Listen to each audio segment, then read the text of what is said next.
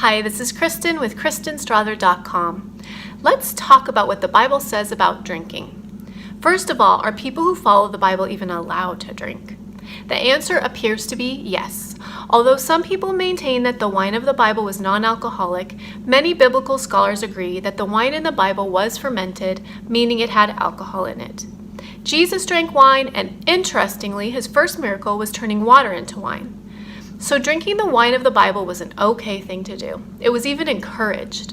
One of our biggest practices as Christians is communion, which involves drinking some wine, and Jesus started that.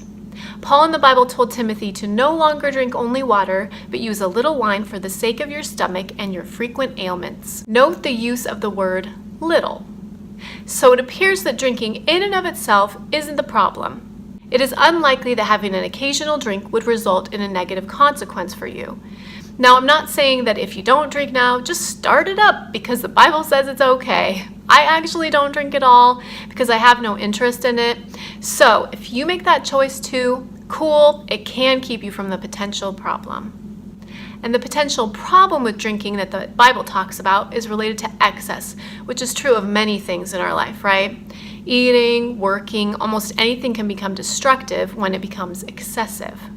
The Bible is very clear many times about the topic of drunkenness. The books of Romans, Galatians, Ephesians, and 1 Corinthians are among the books that specifically and strongly warn against drunkenness. In the book of Proverbs, the 23rd chapter, it says, "Who has woe? Who has sorrow? Who has strife? Who has complaining? Who has wounds without cause? Who has redness of eyes? Those who tarry long over wine, those who go to try mixed wine. Do not look at wine when it is red, when it sparkles in the cup and goes down smoothly. In the end, it bites like a serpent and stings like an adder.